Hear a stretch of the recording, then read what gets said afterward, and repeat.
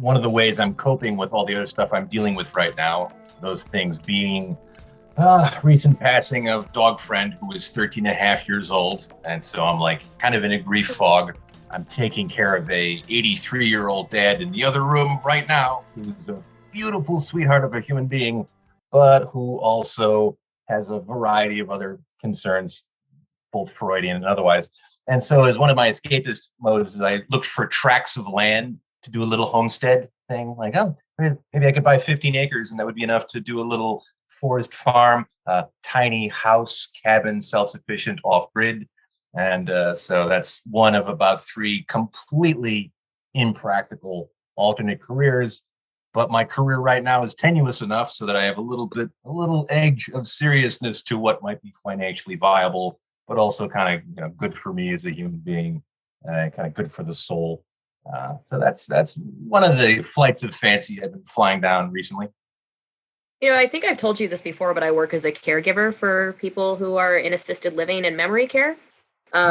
So it's funny how taking care of someone sort of can feed your creativity. I mean, it can drain it because, you only have so much empathy and you empty your cup as you're taking care of people. But I find that since poetry is kind of my alternate career, right? Poetry and writing, lately, when I'm having difficult days, I write about dementia and care.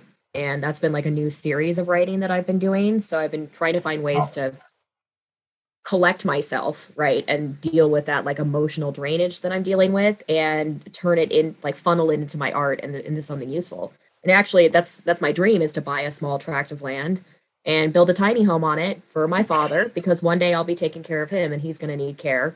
He's already disabled now. So, we have that in common. And I wouldn't say it's totally like unfathomable that you would do that either. Maybe not as a career, right? Like to be doable. Hopefully, I don't know. People are doing it. Yeah, exactly. And, I think we're all realizing we don't need much space. A tiny home is sufficient. And I've always wanted to grow my own food. This actually might apply to one of the poems eventually, but just for some inside baseball, Rachel, can you relate to something? I think I coined this term called the archivist problem. So I'm running into kind of a dual channel where I'm worried about, when you start tickling with dementia, you see somebody losing actual memories, and I think about, how good is my memory? And I'm also in charge of actual physical things like keeping track of family heirlooms and photos and pieces of writing that he's done, as well as pieces of writing that I've done. And I can get overwhelmed by that very easily.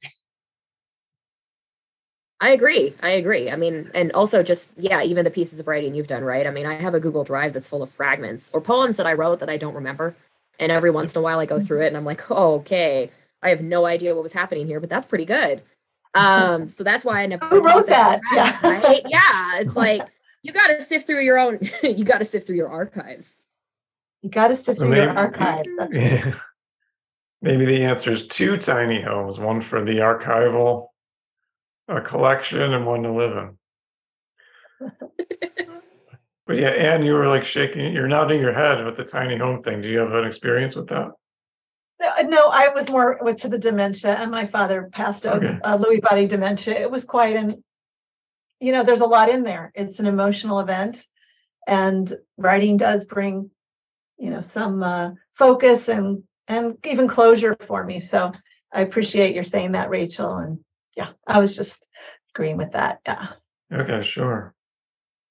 Yeah, so we have some common threads. Turns out, who would have thought? Do you want to jump into a poem? I think one of them on our list they're all from issue 17, which was from November.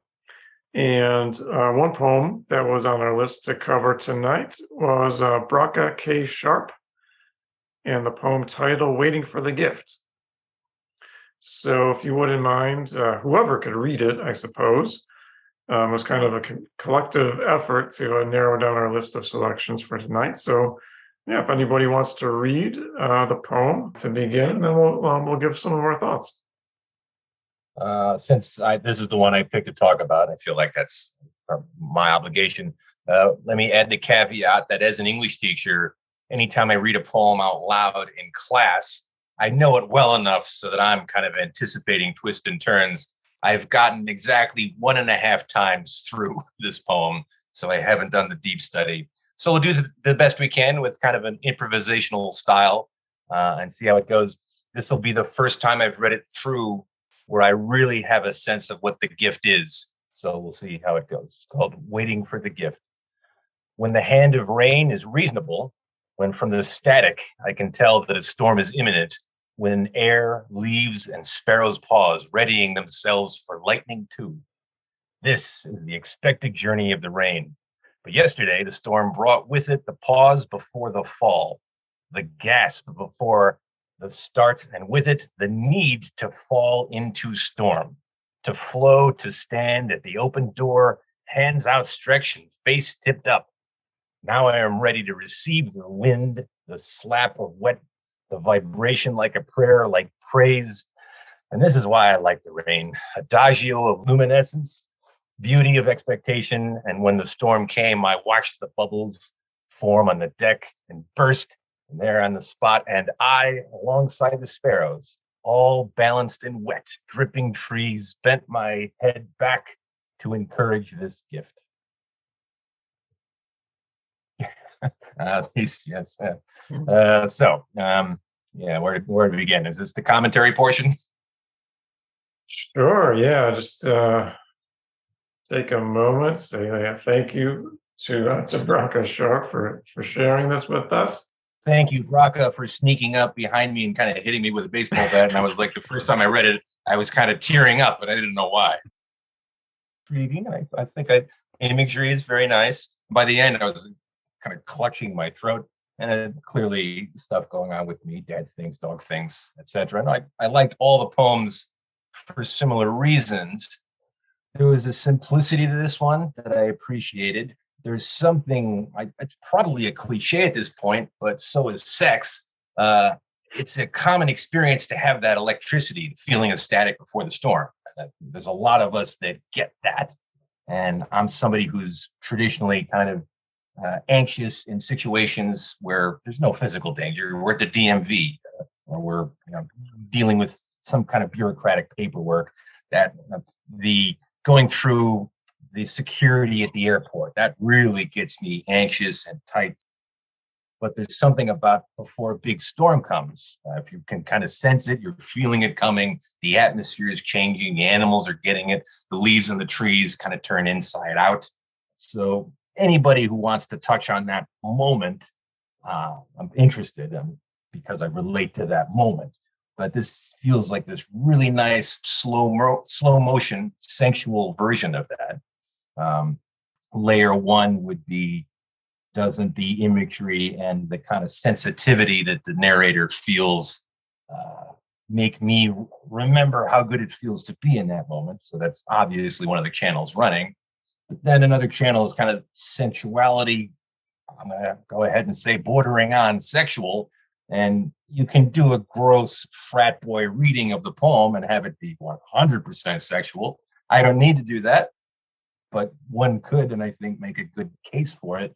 But the idea of whatever that electricity is, the anticipation, the electricity before the storm, to have that captured so nicely, that's an experience I had as a very small kid, 5, 6, or 7 years old, running around. I'm afraid of so many physical things, but a giant thunderstorm that could have tornadoes in it, I'm just blasting out the back door, running around, ducking from tree to tree, and they're kind of a bravery that I only had in that particular sense, and that's reminded me of that. And so, yes, very grateful to Braca for kind of bringing that bucket back up, particularly as I kind of march towards the 40th birthday.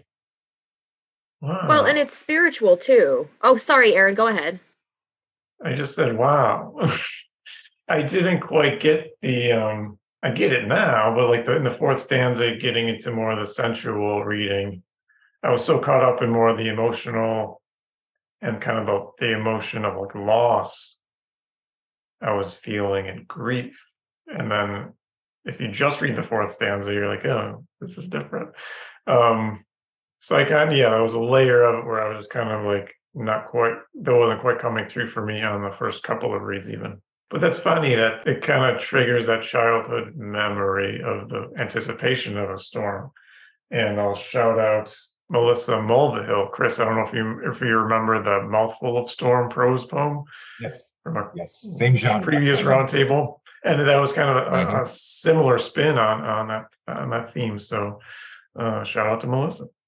I'm not sure where you live in the country, Anne, but I live in the West. I'm in Nevada, and rain is considered a gift, a huge gift. We only get 7 inches of rain per year. When it rains, people around here, we step outside and we look up. And I love that fourth stanza, by the way, and not just for yes, it's sensual, but it's also spiritual. This idea of receiving the wind, the slap of wet, the vibration, like prayer, like praise, all of that entire fourth stanza is, there's so much that you can read into it, right? Like it's not just sensuality, it's not just anticipation, but it's like prayer. And I think about that, anytime I see it rain, I have a little window here and I open my window so that I can experience it, so that I can receive that gift. And I like the language here, the way that even the language is anticipatory. When the hand of rain is reasonable, when from the static, and when the storm came.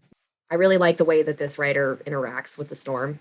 So yeah, it wasn't just, that yes, there's that like childlike memory, but there's also a maturity to it, the way that we're approaching the storm and the way that we're talking about it here. The poem itself is a gift. I'm in California and it's raining right now. I'm on the Central Coast and it rained all day yesterday and some today. And last year it rained once.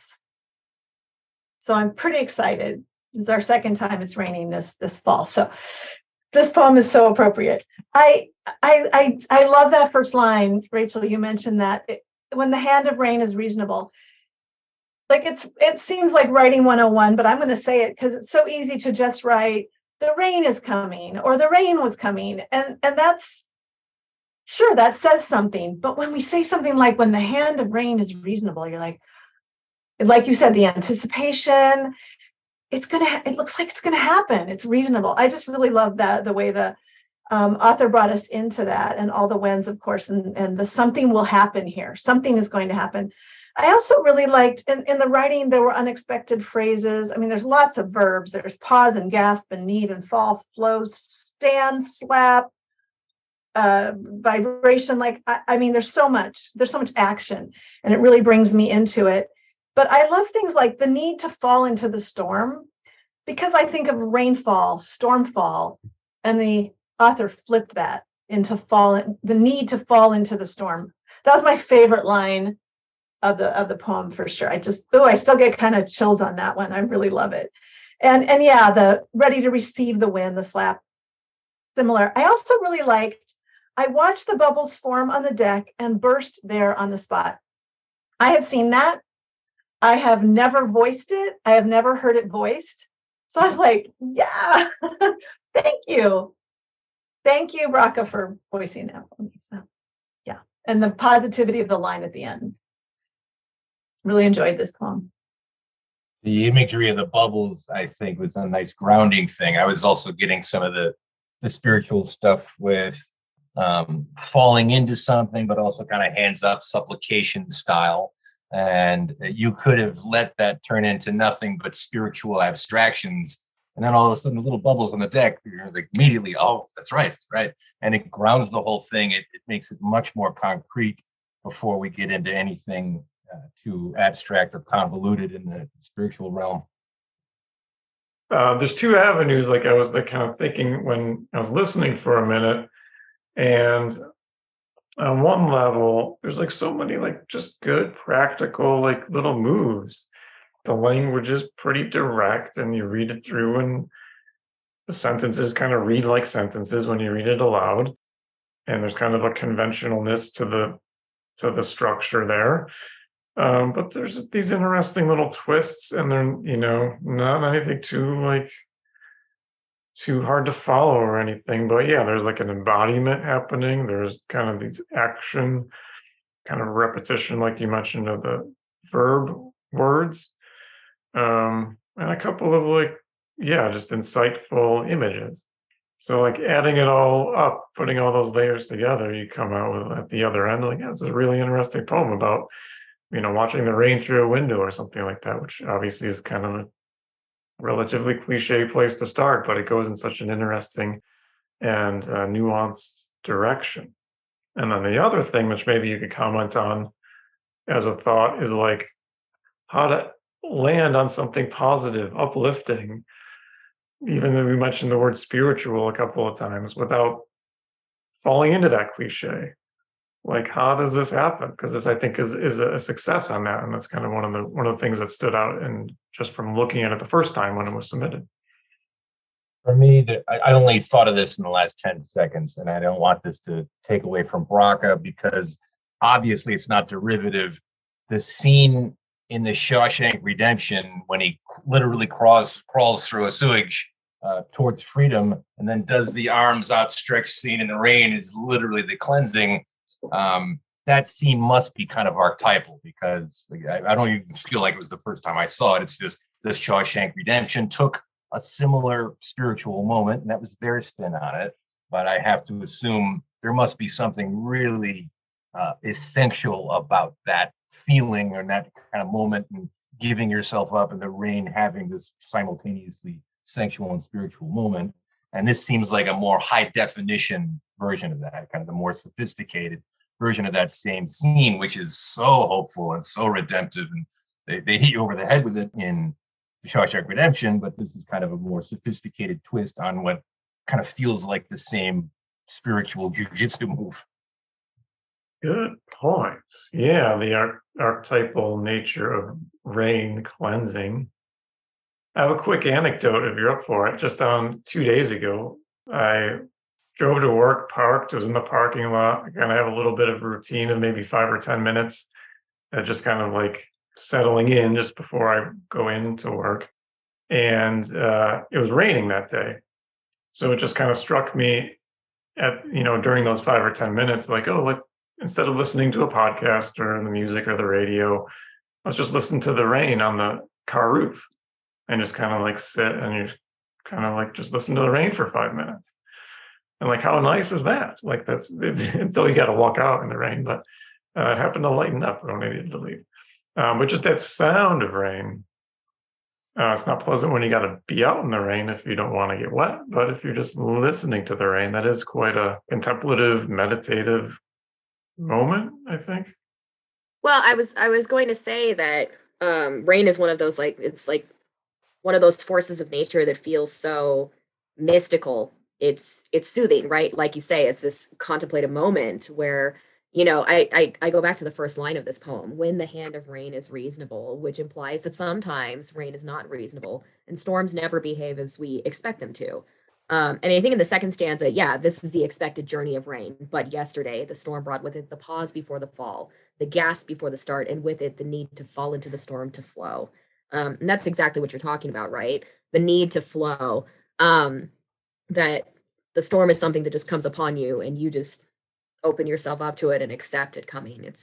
It's like the hand of God or whatever you believe. Even if you know about how the weather patterns work, I mean, again, as a Nevadan, it's like every time it rains, it's this mysterious force, and everybody stops and steps out into it. And in the high desert where I live in northwest or in northwest Nevada. Rain is often unreasonable. It starts suddenly and it's a downpour and then it's gone just as quickly. And from neighborhood to neighborhood where you drive, there might be no rain, one neighborhood over, and you can look and see the like downpour coming, and you can just see the clouds dumping. And so the hand of rain is rarely reasonable here, but even more when it's unreasonable, you want to step outside into it even more because it feels so much bigger than you. So I don't really remember where I was going with that, except that I agree. It's a meditative thing. I love to listen to the sound of rain on the roof. I feel like that's a line from a poem, like maybe sounds like Mary Oliver to me or something.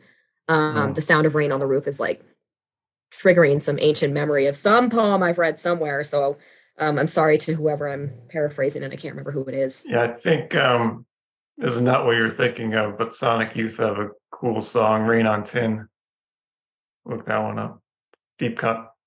But yeah, I know. We'll move on to the next poem. But yeah, I don't know if Chris, your mind was going into an unreasonable storm. I think we just experienced that like 2 weeks ago. Rachel, you mentioned 7 inches of rain a year. We got 7 feet of snow in 2 days.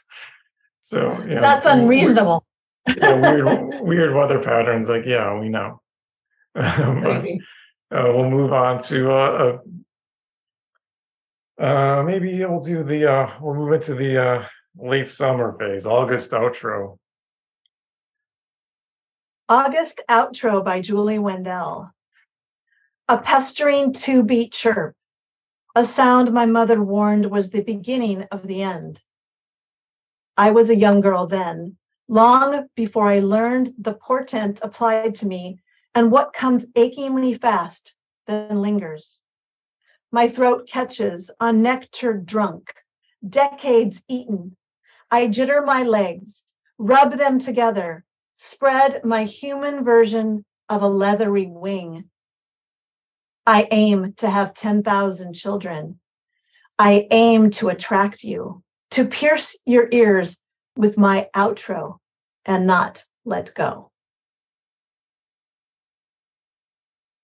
Well, I always love poems that bring in something with simplicity and actually hit a mark, because simplicity for simplicity's sake isn't enough. So what caught me here, first of all, I love that opening line. We had that in our workshop, a pestering 2-beat chirp.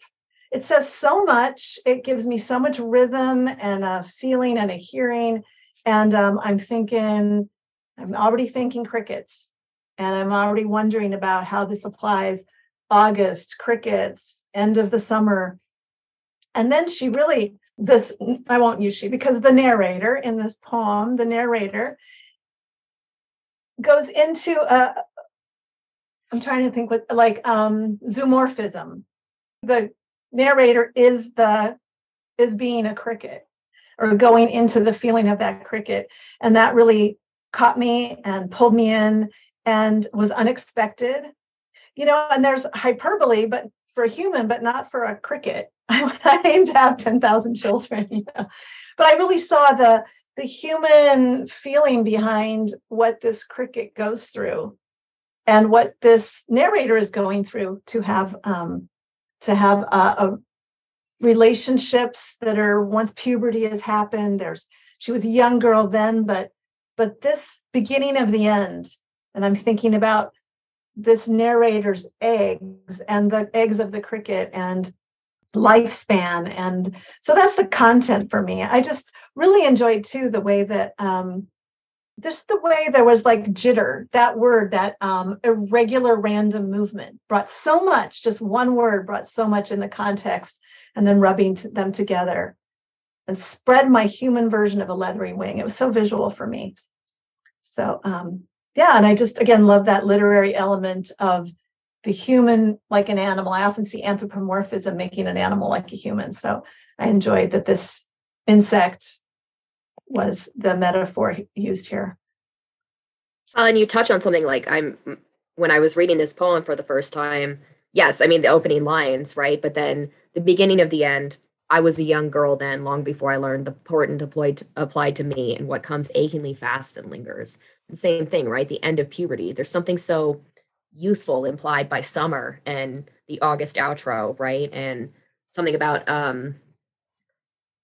I'm thinking of like coming of age and finding out what it is to be a woman, because this is a very feminine poem. I aim to have 10,000 children. I aim to attract you, to pierce your ears. So like this, like kind of, your cricket chirp is your siren call, which is unique. I'd never thought about it like that. But there's something so dreadful about growing up as a woman in a way. The beginning of the end, there's a sense of dread to it. What comes achingly fast and then lingers. And then suddenly, what happens when you can't have 10,000 children and you can't attract, who are you then at the end of August as you come into the fall of your life? So I love that you mentioned like the portent. It's like calamitous. It's like Yes. heading to it's like something's definitely ending. Just like summer. Yeah, just like there's so many pieces to that. Yes, this whole poem is a vibe. And I'm glad we're talking about it because I had chosen a different poem, but I thought about that line. I was a young girl then for hours when I was reading through this. That you said it, Rachel, and not me, but yeah, it feels like a clear-cut case where we don't have to worry about the they, them pronouns. I always worry though. I still me too.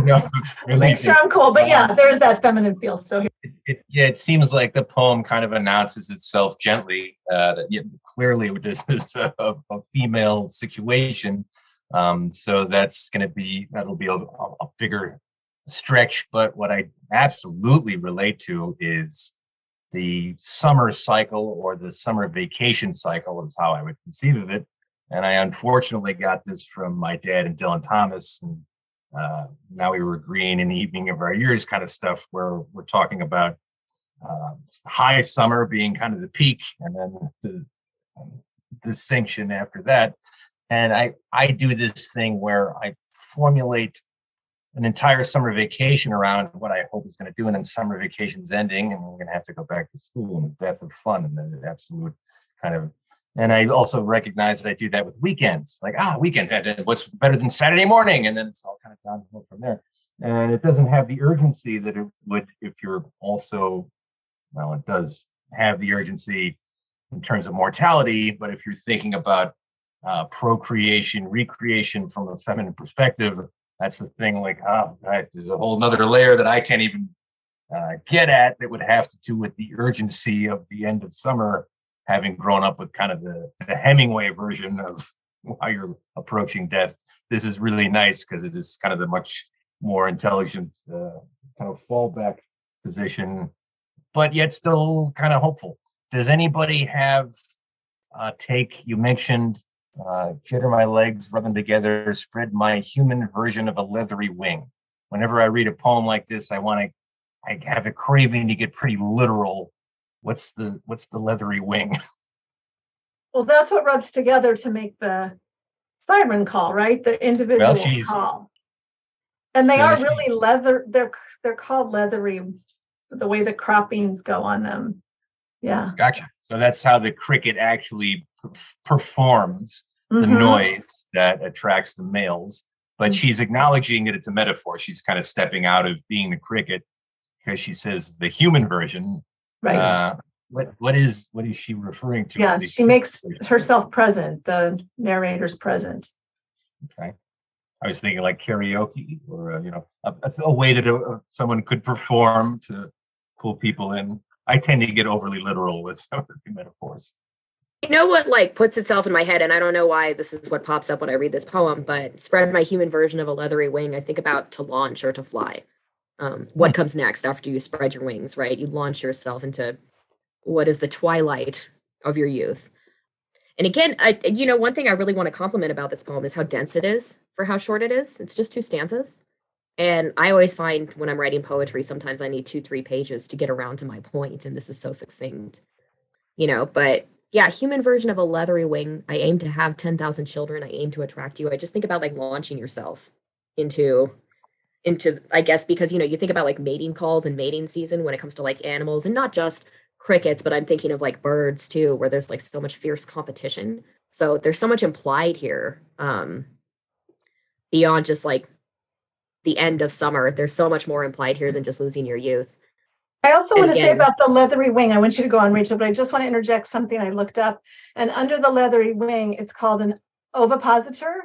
It's the pod in the abdomens where the eggs are laid. So there's a sexual, sensual, reproductive piece to this when she says, spread my human version of a leathery wing. I think about, it's very sexual. So I'm just tagging into what you're saying, Rachel, with a little bit of anatomy of a cricket. Just saying. Well, and I love the line, I aim to attract you, specifically. So it's at the end of all of this, we're actually addressing you, just this one you. And I don't know who we're talking to, but for me, it's I think it's I aim to pierce your ears, but it's really I aim to attract you pierces me when I'm reading that line. And then I think it really grounds the poem. It brings the whole poem together. And then it's just I'm talking to you. I aim to attract you. to pierce your ears with my outro and not let go, even after my eggs are gone. Yeah, this poem is it's kind of like a spell. It lingers. I will say, what comes achingly fast and lingers. This poem lingers. I'd like to Yeah. offer kind of like the anti-siren poem. The siren is like pull you in, but ultimately to consume you. So in nature, that would be what the praying mantis or the black widow side. And this is kind of the opposite of that. I want to be with you, but also be with you after, or whatever physiological imperatives we have. There's still kind of a sense of that we'll be together once she's attracted. And maybe that's my optimistic sensibility. That is part of, I think, what draws a reader into the poem is those two stanza ending lines and how the line breaks before the last line of each stanza. So it's what comes achingly fast, line break, then lingers. And then in the second stanza with my outro, line break and not let go. So the two last lines, then lingers and not let go. They kind of bounce back and forth off each other. And it is that, I don't know about you, but I'm kind of left with this uncertainty of like, yeah, is it the lingering a good thing? Is it a bad thing? Do we want to let go? Do we not want to let go? Like, maybe that's, again, subjective reading, like me struggling with like letting go of things. So I'm like, I want to let go of things that I want to let go of. But there is that kind of like bouncing back and forth of where I don't think the reader is certain like what the emotional impact of those are for the speaker. Mm. We'll shift into Ian Schultz, the poet. Grandfather Passes in the Hall is the title of the poem. If Rachel, you want to read this one? Sure. Okay. Grandfather passes in the hall. I invoke your death to take from you the certainty of your hands that press steel poles into the lake bed to lay out the dock in the spring. I carry you when I am stuffed with caramel corn. You better get in on this, kid. I pick up a fork from the table and hold it close to my eye regardless of your warning. I carry you like a dark heart in the world I crawl in. Fill a progenitive herds for shelter and warm disinterest. I evoke your death and ask to be memorable. You said I looked bored at your deathbed. I guess I was bored at your deathbed and squirmed in my little body away from eye contact. I want more from you now. I want to cross the bridge north to a wilderness, clear cut and picked over. Legions of copper miners, loggers, and fishermen feeding their winnings down the rivers over lakes. I want more from you now. Birch trees along a highway whose paper white bark makes good kindling through the tree, though the tree may die if the bark is removed directly from the trunk. I would only do that if it were life or death, Dad said when we went to the cabin to clean. I will never build a home or cure deer meats. I will cross a bridge far to the south. Small fires on steel towers burn off natural gas. The pavement bathes in fog. I invoke your death to be remembered by you. So I know, Chris, right? I know you didn't get to read this poem. And I always knew I was going to select this poem, I think. When I talked to Aaron earlier today, I was like, I'm pretty sure it's going to be Grandfather Passes in the Hall, but I'll take another quick dive. But first of all, I have a deep love for long continuous stanzas as a poem. I think it takes a lot of skill to grab a reader and hold them through a page-long stanza that's uninterrupted, which is called a stickic. That's one of my favorite vocab words, the type of poem this is. And I really think the line breaks are excellent. So I think our listeners, if they have a chance, should really pull up this poem and take a look at the way it's laid out. Because I think, every word is at its right place in this poem. It's very good in that sense. So there's a couple of reasons I chose it. The first is the repetition of invoke. And there's a couple of different ways that you can look at the word invoke.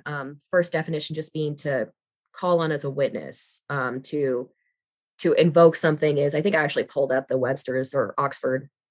Yeah, I used Oxford. I never used Webster's. But to cite or appeal to as an authority for an action or support of an argument, or to call on a deity or spirit in prayer as a witness or for inspiration.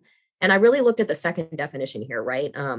The idea of invoking a deity or a spirit and the way that we sometimes worship our elders and the way that they become these mystical figures, right? And the sense of memory in this poem. I pick up a fork from the table and hold it close to my eye, regardless of your warning. This is definitely from the perspective of your child. I looked bored at your deathbed. I guess I was bored at your deathbed, and I squirmed in my little body away from eye contact. And then the repetition of the sentence, I want more from you now. And you hear that twice. And another thing that I thought was a really interesting repetition was the bridges that are being mentioned here.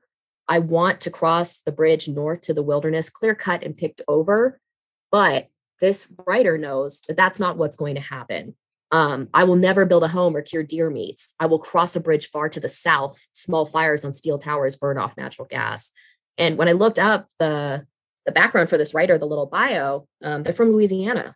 So yes, looking to the south, you would see the oil fields, right? The oil fields and natural gas fields.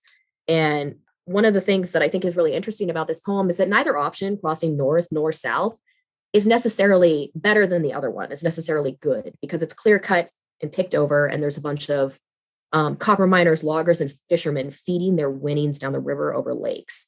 There's a sort of inevitability to that, right? Like either you go north or go south, but you're in two types of industry. These like definitive statements. I will never build a home or cure deer meats. I want more from you now. I want to cross the bridge north. It's powerful. And there's some, I think it's direct, but I think there's a lot to be interpreted here. And there's almost this sense of mysticism from it. The way that we're talking about, I think the way that we're talking about like the birch trees and the paper white bark and the crossing north to the picked over wilderness. And then that last line, I invoke your death to be remembered by you, is I'll remember that line. It is memorable. Beautiful poem. I really appreciate Ian for writing this. And I'll put a challenge out there to any writers. Use the word philoprogenitive in a poem and have it not like seem weird or like overwrought or like, because like even when I like reread this poem and I looked over it again, it's like, oh, yeah, that's a weird word. It didn't like stand out in some way, but it's such a like unusual word. So Like a GRE vocab word. I know. It speaks to like how much else is going on in the poem where you're not, I was at least speaking for myself, I wasn't distracted by it. And like, why did he use that? It didn't seem out of place in the context. So yeah, that's just, I think that's kind of one of those signs when you're, evaluating poems, and I guess Rachel and Anne and Chris also can speak to it. It's like, you notice things like, oh, the second time through that they did this little trick, they did that little thing. So I think in each of the poems we've talked about so far, there's these kind of really practical techniques. And this one, like Rachel, you mentioned the single stanza, you can kind of like hide little things in there where in when you break up stanzas in shorter chunks, you can't hide as much, or something doesn't like pass through the reader's eye. And this was kind of an interesting take on how much is packed in here. And like you could read it how many times, 5 times, 10 times, and it's like, oh, I didn't even see that image, I didn't see that phrase. Yeah, there was just kind of so much coming through on multiple reads with this poem. I think that was one of the things that stood out to me. Oh, and speaking of that word, philoprogenitive, the words that surround it too, the line that precedes it, I carry you like a dark heart in the world I crawl in, philoprogenitive herds for shelter and warm disinterest. Philoprogenitive means many offspring. So philoprogenitive herds is a really interesting way to describe the world that you crawl in. And it's like every single line here is well placed. The next, after warm disinterest, we have I evoke your death and ask it to be memorable, but yet this writer was bored at grandfather's deathbed. So was it a memorable death? There's so much sadness just oozing out of this poem, but not in a way that takes the emotional tone so high that you can't read it without feeling like you're reading literature. And I think that's a really hard line to tread. I struggle with it a lot in my own work, making sure that you rein in your emotional tone so that you can get your point across and so that you can still make it art. Really great. But yeah, philoprogenitive. Like I had to read it a couple of times and then I read it out loud before I joined this podcast because I was like, am I going to stumble over that? But it works, and it works rhythmically in the poem. I found that line, I carry you like a dark heart in the world I crawl in, that you mentioned, Rachel. So much of it are these memories that are specific to paint the character, to paint the grandfather, to get this lineage going, to paint the dad. You've got these generational effects, right? I'm really aware of the subtlety that he mentions of the hazardous or damning effects on the environment that have passed in the grandfather's time. The dad's trying to sort of lessen that by his teaching to his son, and then you've got the son going off, or the grandson going off. But that line, I carry like a dark heart in the world I crawl, and I think that was the crux of the sadness for me. He had these different great specifics, but that I kept coming back to that as I read through. And then I love that. I want more from you now. It's as if that maturity, that awareness of loss is coming now to him at this age of, his dad's still alive, so he's somewhere in his adulthood, it sounds like, and ready to leave and to go on. I did love the last line so much, like you said, so memorable. I invoke your death to be remembered by you. And the whole poem, he's remembering his grandfather, but really his pleading is he wants to be remembered. He wants to have this connection to that past. Well, you started talking about the archival aspect. That reminded me of it. Yeah. Yeah, I think my impulse towards the archival is like a superficial way to do what this poem is succeeding at.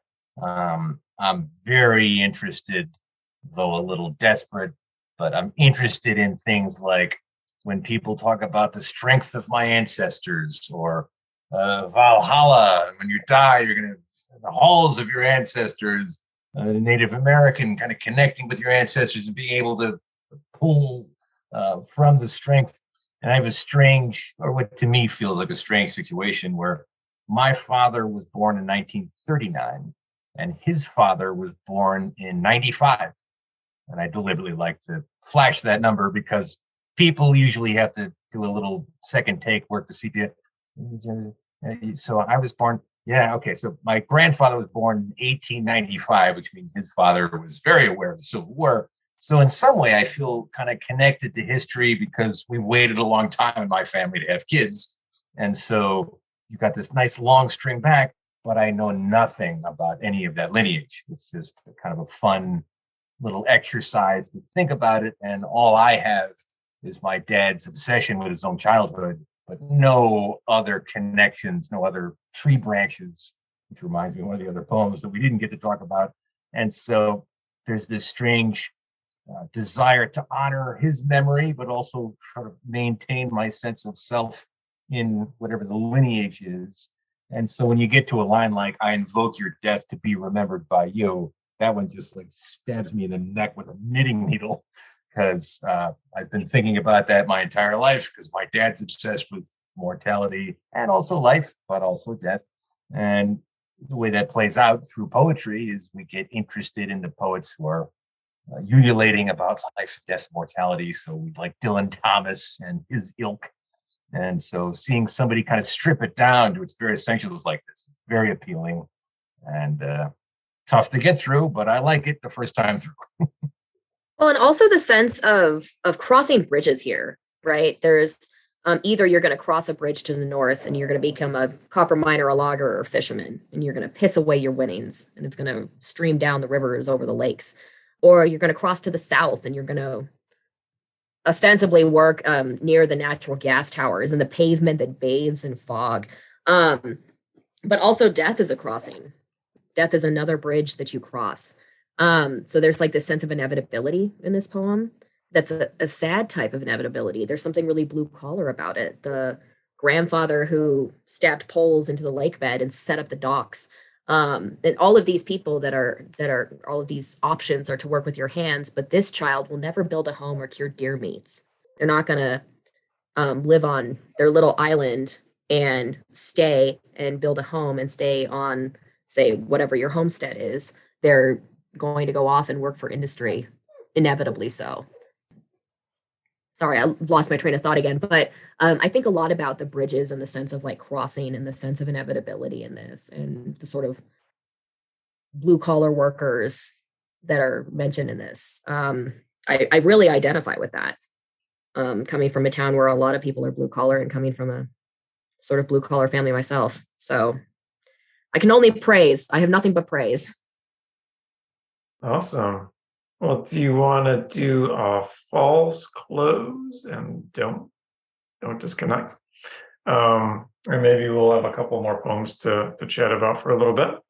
But for now, we'll say goodbye. Thank you, everybody, Rachel and Chris, for talking about these poems. And we'll see you again soon. Love it. Thank you. Thank you guys for it. Appreciate it. Thank you.